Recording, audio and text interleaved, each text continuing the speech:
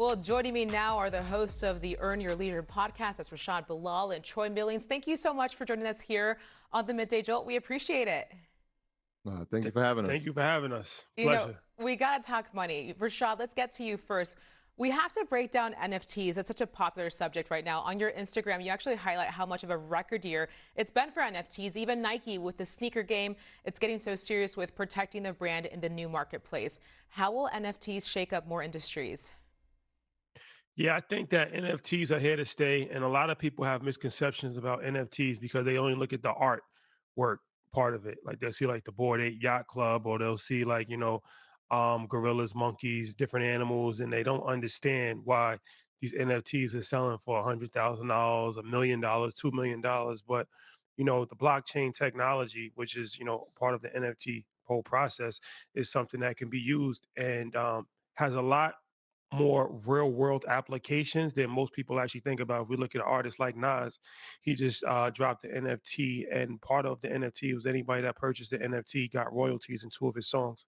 So that's a very interesting way to go about it. You might see companies start to do that. That's like a real public offering where now, if they have an NFT and you buy the NFT, you're a part owner of the company. Mhm. And as you said, Nike, they've done that with to authenticate the realness of the sneaker. And we see that with luxury brands all the time where they're getting knocked off, whether it's bags or whether it's jewelry, where people sell fake items and you're not really sure if you're buying a real item or not. So now with the blockchain technology and having an NFT attached to it, then you can be 100% sure that this is a 100% authentic item from the brand. So yeah, that's something that Nike has talked about as far as attaching NFTs to every one of their sneakers. So I would encourage people to really study and understand the NFT space and look beyond what's just on Instagram and what's on social media where you just see, the art. The art is one part of it, and that is a big part of it, but the real world applications from events to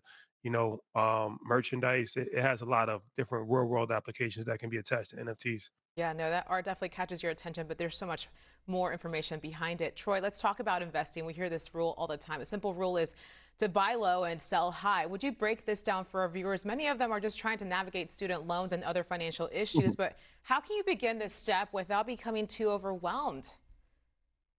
Yeah, I mean, we always say buy low, sell high, and people do the absolute opposite, right? They buy high, and when the price drops a little bit, they sell because the fear of saying, "Wait, I invested 1,000 and now it's down to 700. Before I lose it all, let me just take the 700 back."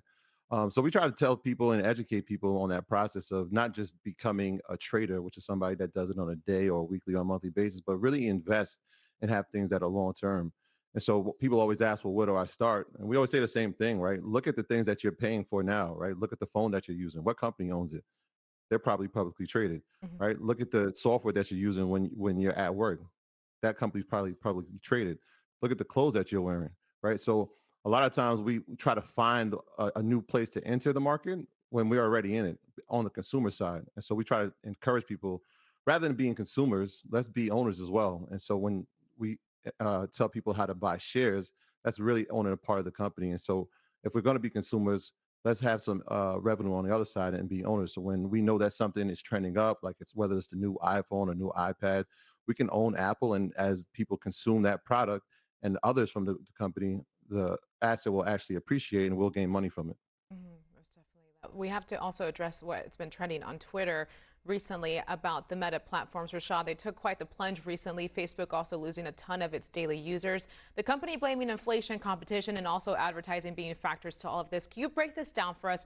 What should shareholders do right now in this case? Facebook has a lot of challenges ahead of them. As you mentioned, they reported the first time a negative growth rate for the first time in 18 years.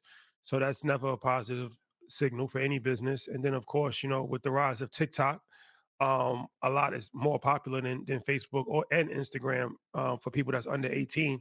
So that's a formidable opponent that they weren't able to purchase. They have the government. They've always had problems with the governments all over the world. Apple it has restricted their advertising capabilities, and as you said, inflation. So they have a lot of issues, and this is why we encourage people to take a long-term perspective. So if you still, not to say that Facebook is going to die, but if you were looking at Facebook like you were going to double it in a month or 2 months, then you might be disappointed. So any investment that you have, take a long-term, perspective. Don't put all your eggs in one basket. Diversification is extremely important. And we also talk about, investing in multiple different companies. So, there's different ways to do that. We talk about ETFs a lot, which is exchange traded funds. And that's a way to actually get exposure to, let's say, a Facebook, but you might also have Microsoft or Apple or Google inside of one ETF. So if one company or if one stock goes down or has bad news, it won't sink your ship. So, investing is a game of defense. You always have to play defense first. Defense wins championships.